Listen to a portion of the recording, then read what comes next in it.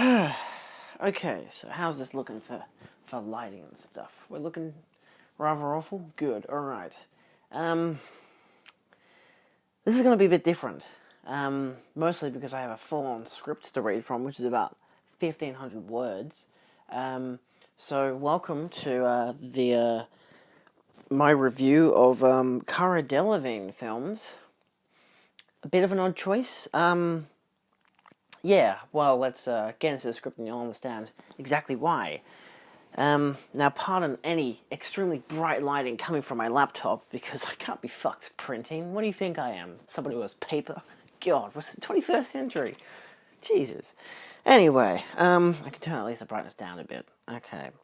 So, for those who don't know, I've kind of got a small celebrity crush on Cara Delevingne, mostly for her modelling work over her acting work, but of course, you know, one thing leads to another, so of course I'm gonna look at her films. So yeah, just for the existence of this video, this is really why it's happening. Also, because I figured, well, Mum's cancelling the Stan account soon, I should probably watch the rest of the films that she's in that are on Stan. And then I figured, hey, I could actually do something productive with this kind of, not really, and making a review video. So, yeah. She's not a particularly great actress, which doesn't really help. It's pretty obvious that because she's a model, you know, attractiveness attributes to character, according to some of these films. But it really just gives her a boost in, you know, knowing people and stuff, obviously, like, you know, networking and shit, you know. Oh, I can be in this film, and then people will see me as a beautiful person in this particular film, and then they will hire me to do this ad or whatever. I mean, she does ads too. I'm not reviewing her ads. If you want me to review her ads, I'd have to compile a lot of them, and I don't know how many there are. That's just video ads. So as you can tell, I'm being as beautiful as I can look today. Haven't showered since yesterday. Really need to shave. It's fucking summer.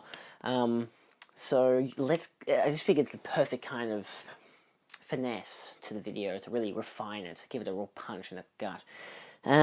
So yeah. Okay, what does the rest of this thing say?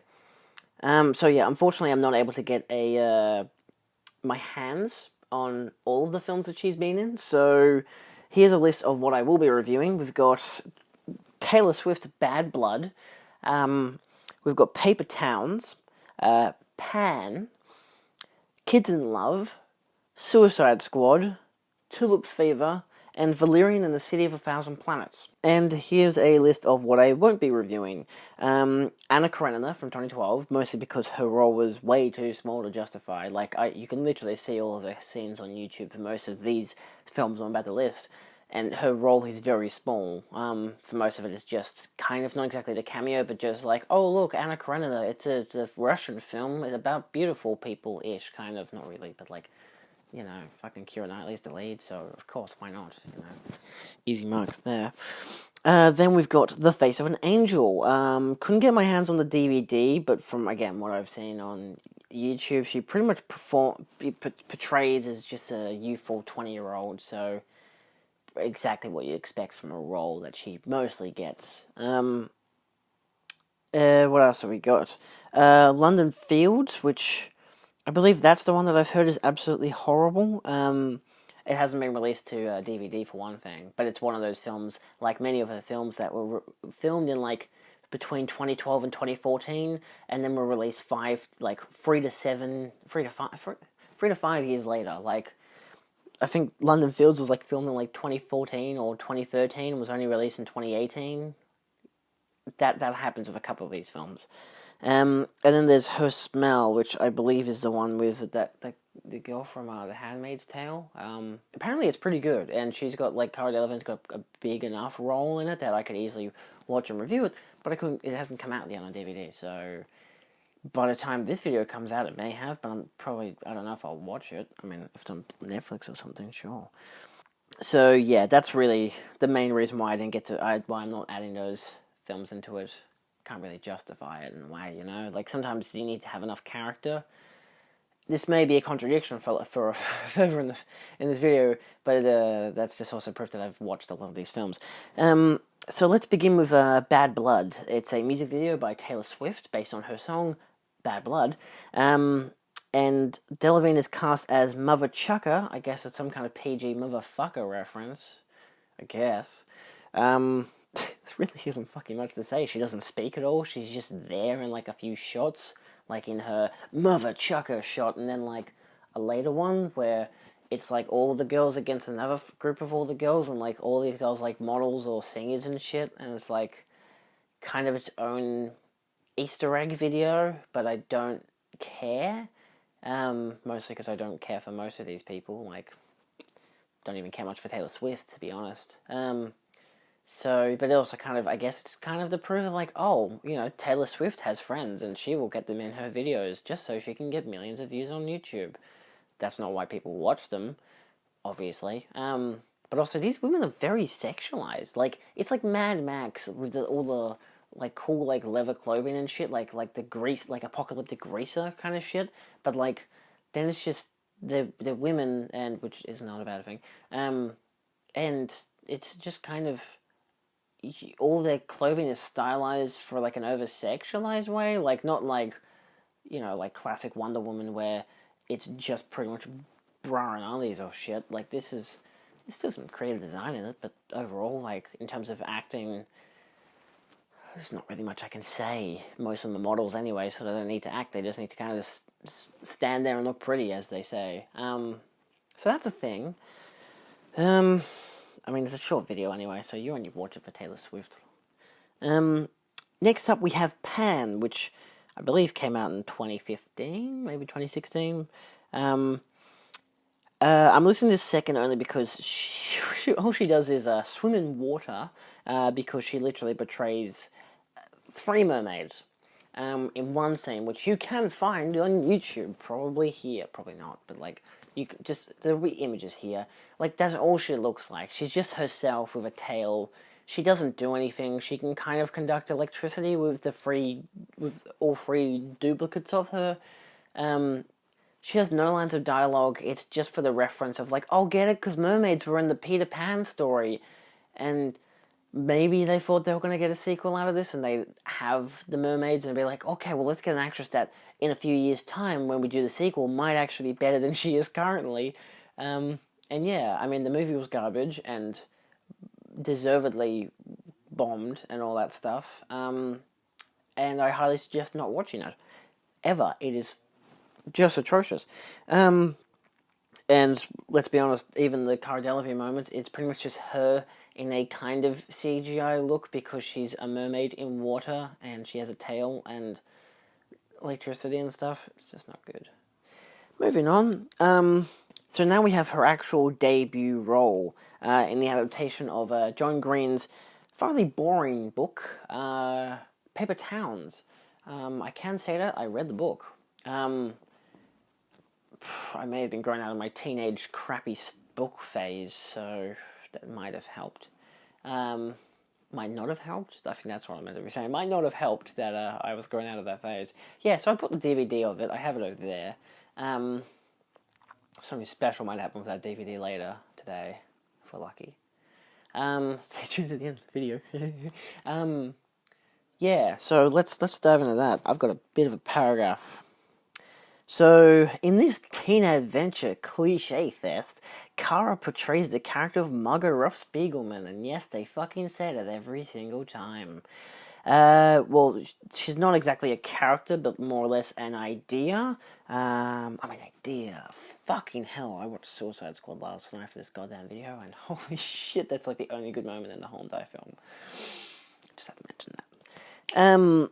Yeah, so she's not really a fleshed out character. It's like a bunch of philosophies on escapism and shit, and like how I don't like being a teenager, I want to be kind of rebellious, but then she also still conforms to like having the cliche jock boyfriend and shit, even though the irony, I guess, is the fact that, you know, he fucks her best friend and stuff, and that's why she creates this cascade of an effect just so she can get the hell out of there. I guess. She appears in literally the first third of the film, pretty much only the first third of the film, which of course you learn the backstory of the main character, played by Nat Wolff, who is not great in this film. Though according to the DVD, God damn it, phone.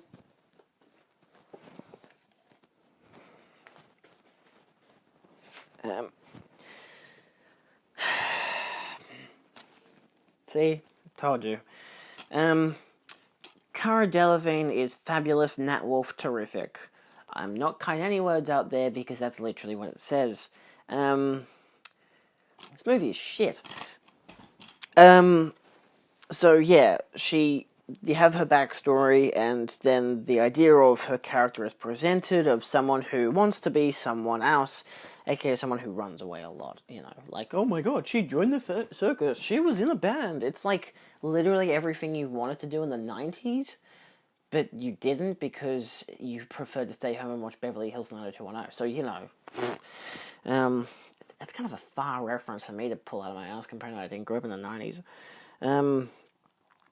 So then she messes with her boyfriend and her friends with the help of the lame excuse of a protagonist, cough cough Nat Wolff, and then she disappears until the main character finds her again at the end, and she's like, oh, it's cool, you found me, but like I ran away to be myself, like this wasn't a puzzle or anything, I wasn't giving you clues, it was just hey, yeah, all the clues I gave you was just for you to know that I'm okay, because you're the only one I really care about, who I haven't talked to in 15 fucking years.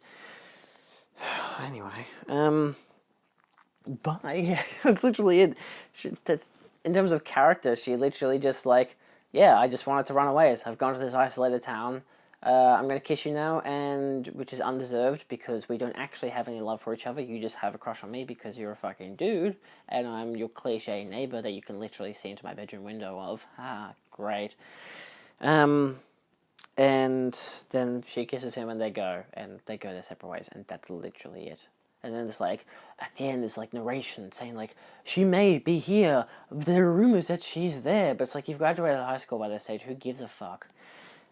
Get a phone number, dude. Anyway, so she portrays the character well enough, I guess, compared to Margot is just a compilation of ideas with nothing fleshed out. Until you get to the end of the film where you just realize she's just a generic teenager who actually just escapes. Like, instead of wanting to escape, she just escapes, but like, then you realize, it's meant to be this whole thing of like, you get this freedom of escapism, and it's like, you can do what you want to do, but then you're like, but she didn't finish high school, so she's not going to get a degree, she can't get into uni, she's fucked. Yeah. So, yeah, her performance is fine, nothing overly dull or bland. I mean, she's hardly represented enough in the film, and she plays a teenage part well enough, like, she was like 20 when this film was made anyway, so who really cares?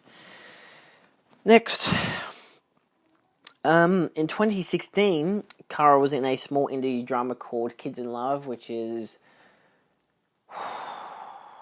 a waste of time, and she just plays a small role of a hipsterous bohemian chick that is very connected with her sister. Yeah, that's what I wrote. Yeah, so to say much, not to say much as her main lines of dialogues with her sister and the protagonist are very, well, I mean, they're usually at the same time. Like, she's always with her sister. You see her talking with the protagonist when she's with her sister. There's no actual character presented. It's just her and her sister do fortunes or some shit. Like, it's that kind of thing of, like, where they are into astrology and whatever, but, like, not, like, decent astrology. Like, oh, your star sign says that you do this. You know, like a fucking newspaper that just needs to have that section so idiots will look at it.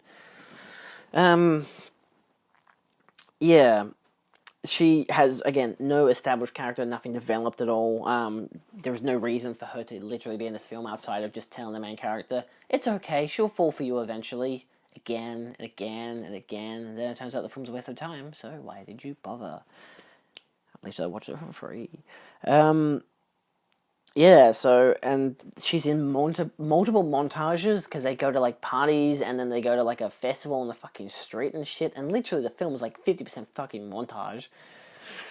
And it's, I mean, I don't care. It's also that continued thing of her from fucking Paper Towns, like, they just like to be hipster kids who are escaping from having any actual priority in life, and the only reason that they have money is because the guy that is dating the girl that the main character likes is doing something illegal, but like they never actually say what it is. I think it's some kind of child prostitution, but honestly, they never actually say it. And the one time you get the scene, the main character just turns to the bad guy. Not even a bad guy; it's just a guy who just does some kind of dodgy shit. And he's just like, "What you're doing is wrong." And he's like, "Yeah, I know, but like, how else are we gonna live?" And he's like, I'm not smart enough to make an argument, so I'm just gonna just look at you badly and just criticize you inside my head. It's like, what the fuck? Who cares? Yeah, so, what? Yeah, so multiple montages in the film. Go to a party, a bar, a club, or a dance, or a parade, whatever the crap. AKA what people do without jobs if they have enough money to just go and buy drugs all the time. It's great. 10 out of 10 would not watch again. Literally a waste of time of a film. Couldn't say that in any better way. Like, it's bad. It's probably why it's indie too, which is really disappointing. So yeah, next up we have the infamous Suicide Squad.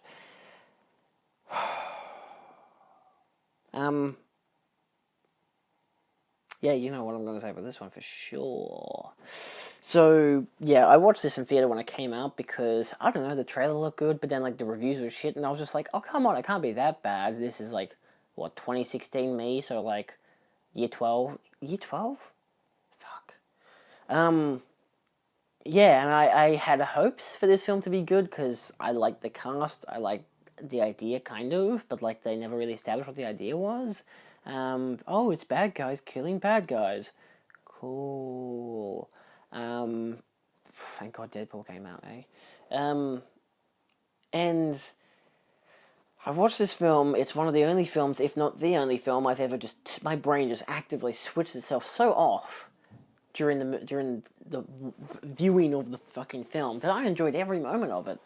And then when the credits rolled and my brain decided, oh yeah, shit, we got to turn ourselves back on again, you know, because we still a human, we got to be able to move and function and whatever. I was pretty much comatose when you think about it. And I realized, like, the moment we stepped out of the theater, my mates were like, yeah, that was pretty fun, wasn't it? And I was like, yeah, that was absolute fucking garbage. That was like $20. That's a waste of money. So yeah, I bought the extended version. Where the fuck did I put it? Hold on. So I bought the extended version on Blu-ray.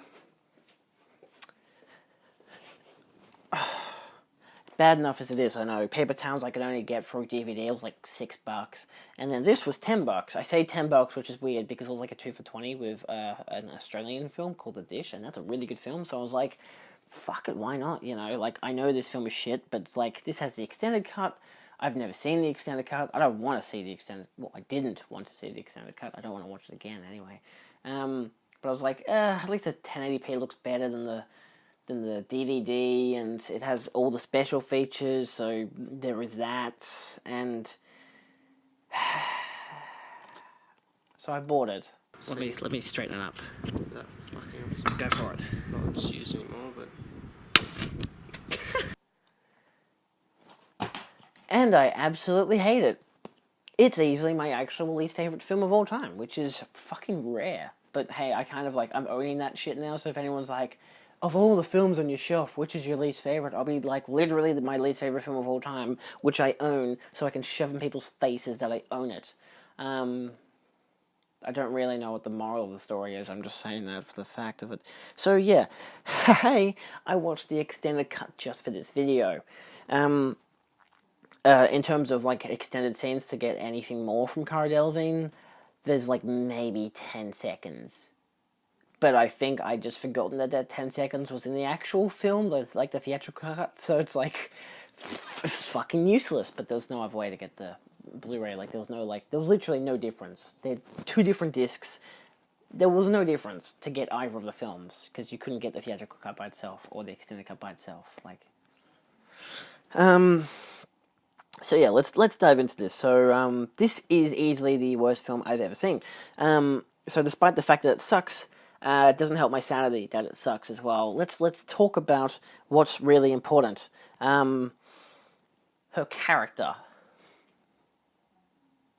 idea.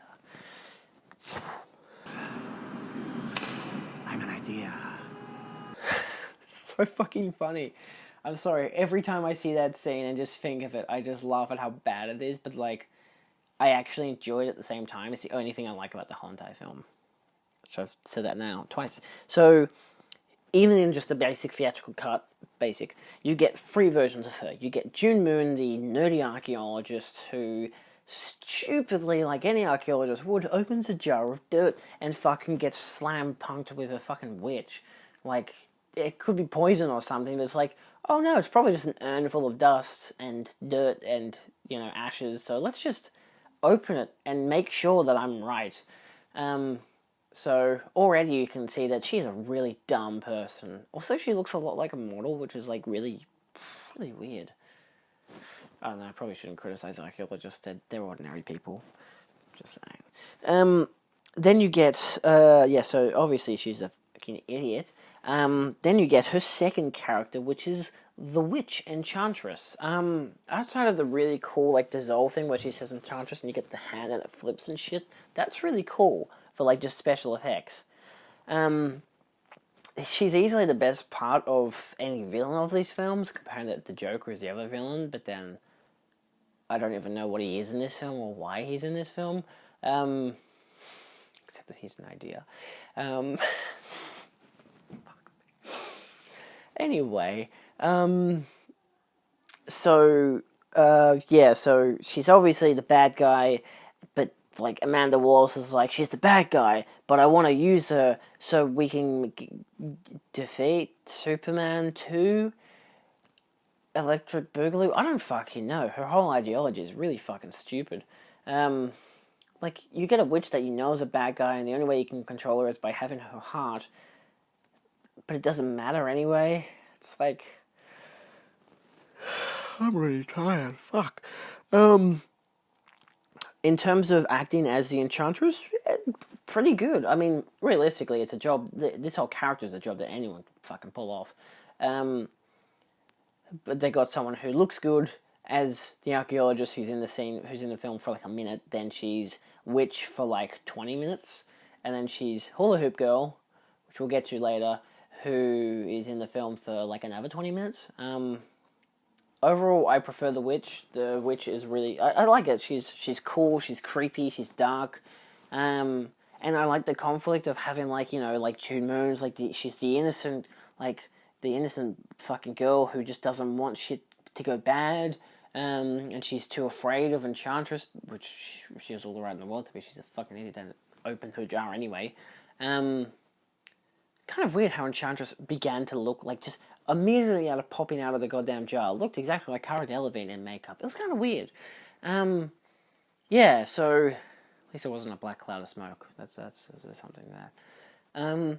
She obviously, got in a lot of costume with the wig and a lot of makeup and shit and the tattoos and all the, but like a lot of her character looks like practical as shit. Like, even watching the Cara Delevingne does ASMR interview by W Magazine, she goes into how a lot of it is actually practical, and I can commend that. Like, the film got like an Oscar or some shit for like makeup, I guess, but I thought that's mostly because of Killer Croc. Like, let's be honest. Obviously, it's for the Joker. Yeah.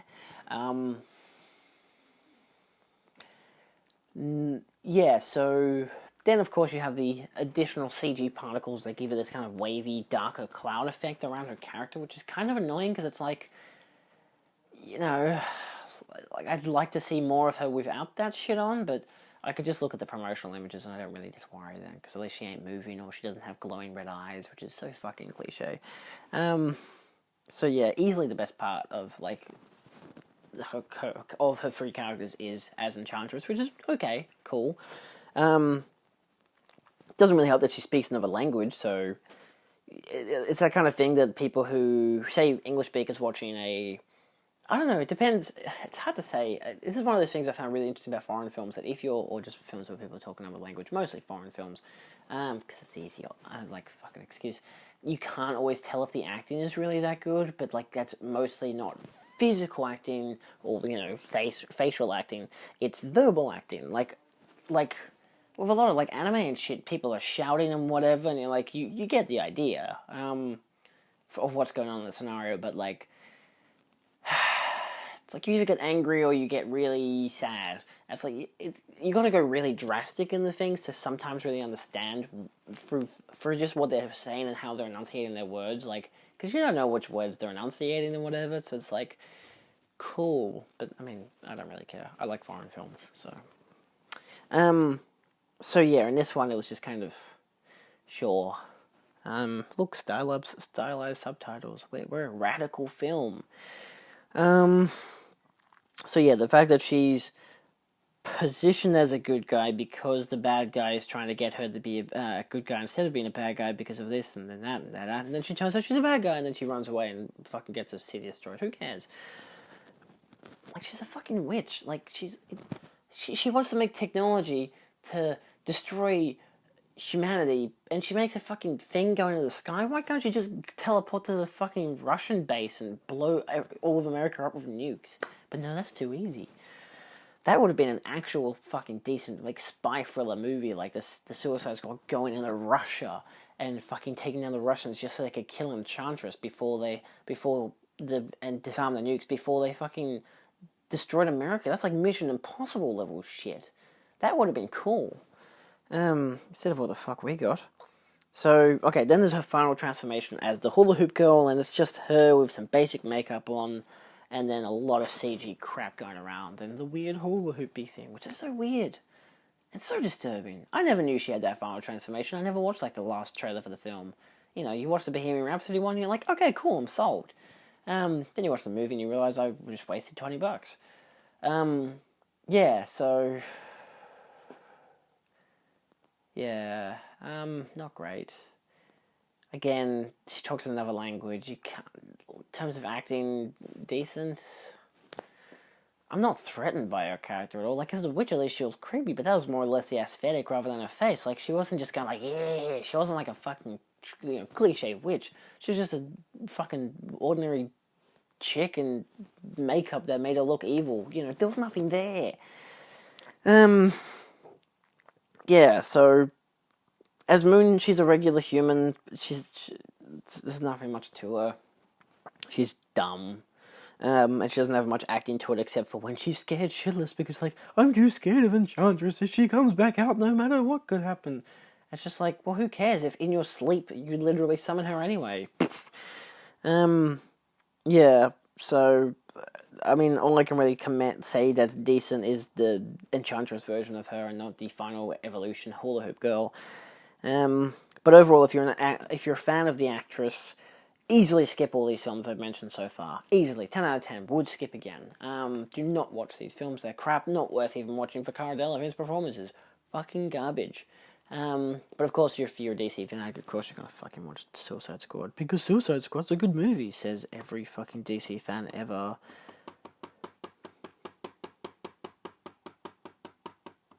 So, let's just move on to the next film on the list, eh?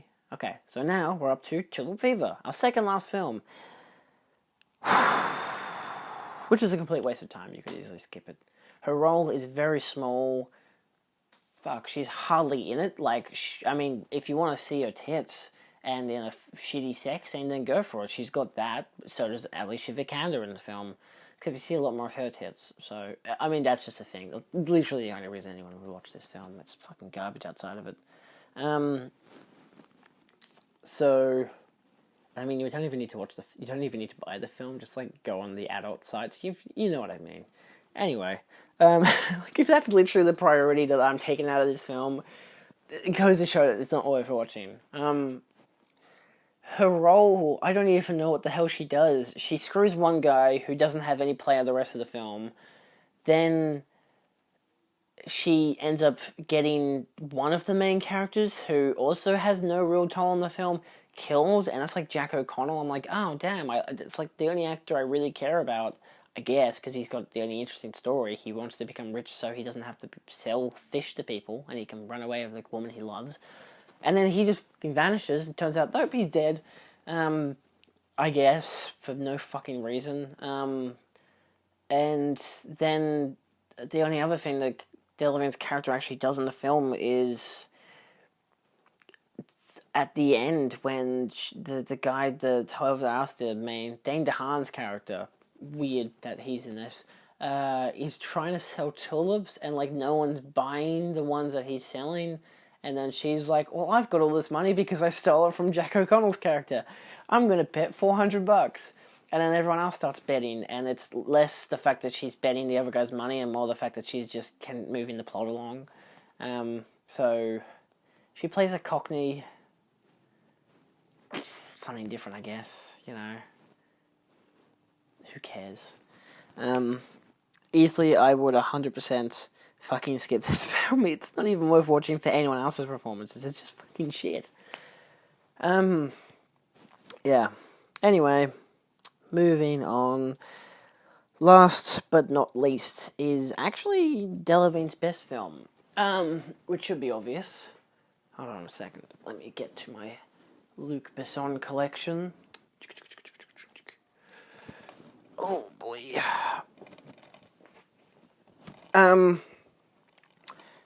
Valerian and the City of 1,000 Planets in 4K, shiny cover. I really like this film. Not just because it's visually phenomenal, the opening scene is great. Villain is a bit lackluster, even for played by Clive Owen, which is shit. Spoilers, not really. It's kind of obvious. I could criticize Dane DeHaan's acting for being too macho, but I see it as a parody rather than an actual serious take. Like, he's trying to be a Bond, and it's like, he's trying to be Bond, and it's like, just, like, yeah, the womanizer aspect and everything, it's just really cliche, but hilarious for how poor the performance, like, for how, he really sticks to the performance, so you can, you know, you can't really, I don't think it's even his fault, really. Like, it's obviously the director wanted it this way, and it's like, okay, well, I mean, he sticks to his guns and does a good job, I guess. So does that. But obviously, the reason why we're all here is for Cara Delevingne. So I'm actually going to stick 100% to the script here. So this film is a absolute blast. For me, it's like watching a 2 hour and like 15 minutes long, 137 minutes. So yeah, almost 2 hour and 20 minute long Saturday morning cartoon with the same cast and has an actual conclusion to the story. Realistically, after watching it like a third time, I've realized that a lot of it actually really works in plot. Like, there's only like 2 scenes that kind of loop kind of around the plot, but like still have to do with the main characters and developing them and whatever, and then it actually finishes off, so it's not bad, you know. It's a fun film. It looks amazing.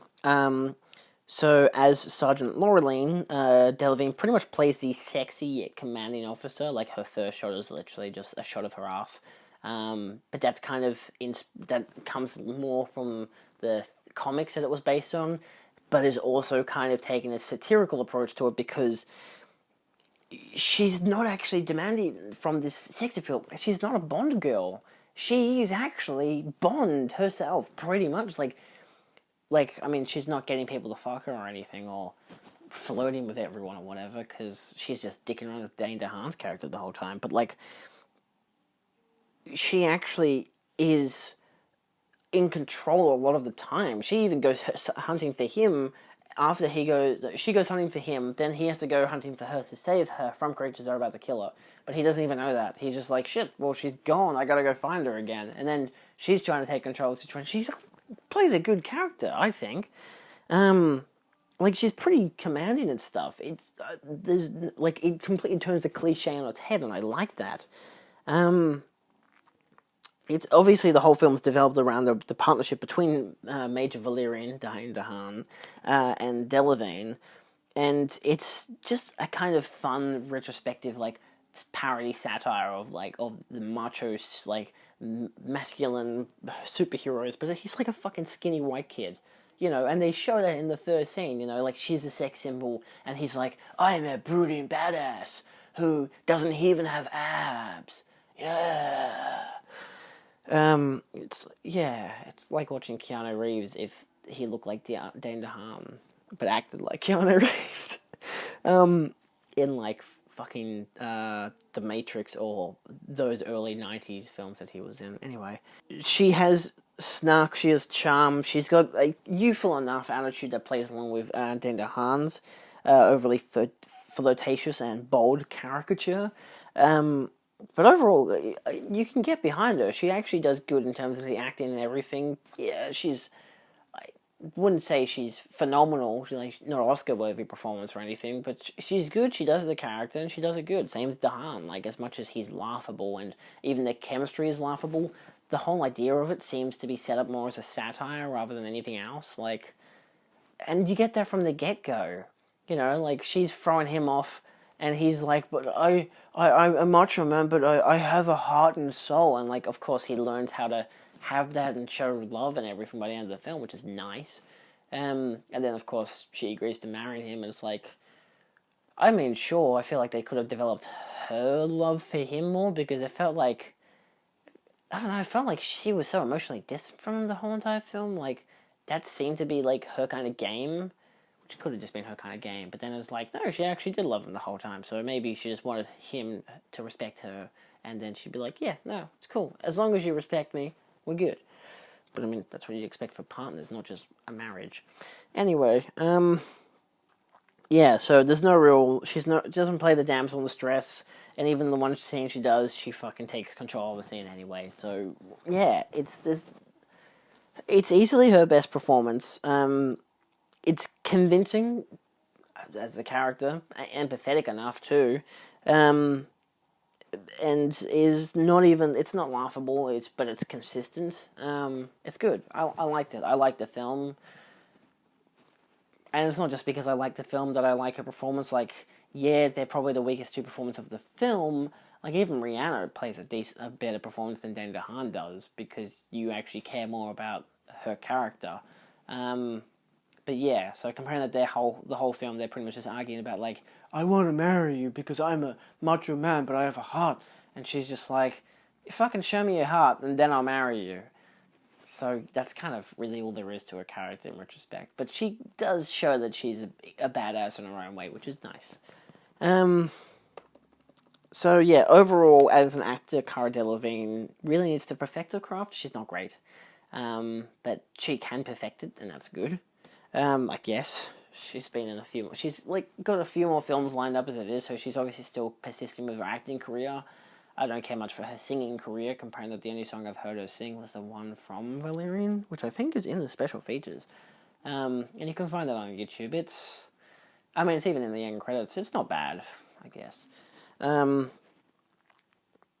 Yeah, so she's obviously a great model. Like, I think she's gorgeous. I think she does what she needs to model things. I'm not buying what they're selling because I don't really care. But I mean, technically, if she was a model for this film, I'm buying this film. You know? Yeah. She can play the youthful teen quite easily. Like, she still has that youthful look to herself, so she can play the role within the 18 to 28-year-old range, which is, good for her. That can give her a lot more roles. It's a pain when she's mostly a background character. It doesn't really give her much in terms of really grasping and acting. So, like, the fact that Luc Besson gave her a lead role was pretty fucking good.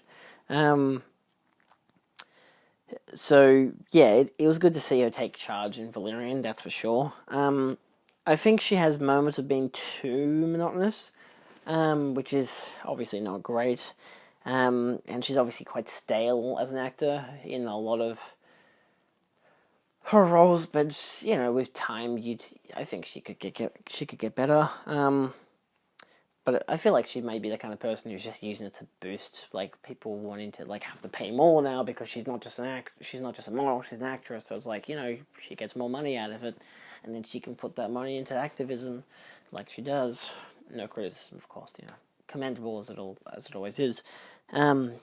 So there is still hope for her yet as an actor, so that's good. And what I've heard about her smell, I've heard she has a much better performance. So yeah, I guess in the future, better performances may happen.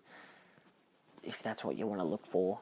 So out of all these films, I'd 100% suggest Valerian, just because it's a blast. The opening scene is phenomenal, and the CG is really fucking good, and John Goodman's even in it. It's got a great cast to it, you know. I think the villain is the kind of weak link of it all, just in terms of performance. Like, even Hawke is fantastic in this film in comparison to Clive Owen, so there's that. But yeah, no, I would 100% suggest Valerian, and I would 100% say skip the rest of them. They're all fucking shit. Thanks for watching.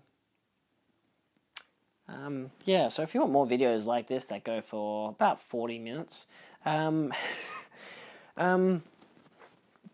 yeah, that's something I might do in the future, where I just kind of examine something or a collection of films or something for a while. I don't know. I'm not really great at like looking at someone's acting skills, but if it's someone that I follow or have a passion for or whatever, and however that passion may be, then I may take a look at it. But most of all, this just is, I just wanted to do a review of a film. I thought it'd be something different. I'm not fond of reviewing films, but at the same time, it's either good or it's bad. Yeah, so thanks for watching. I hope you've enjoyed. If you like this video, feel free to like, share, and subscribe for more.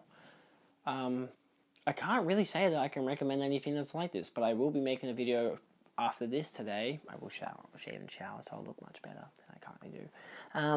And it will involve films to do with 2018 that were good. So really pulling out of my ass this time, aren't I? Ciao. Oh wait, yeah, no, there's something else that's meant to come after this, so stay tuned for that. Well, of course you'll stay tuned, you're about to see it. Or maybe you already did. I don't know yet. I haven't edited this video yet, obviously. So, I guess bye.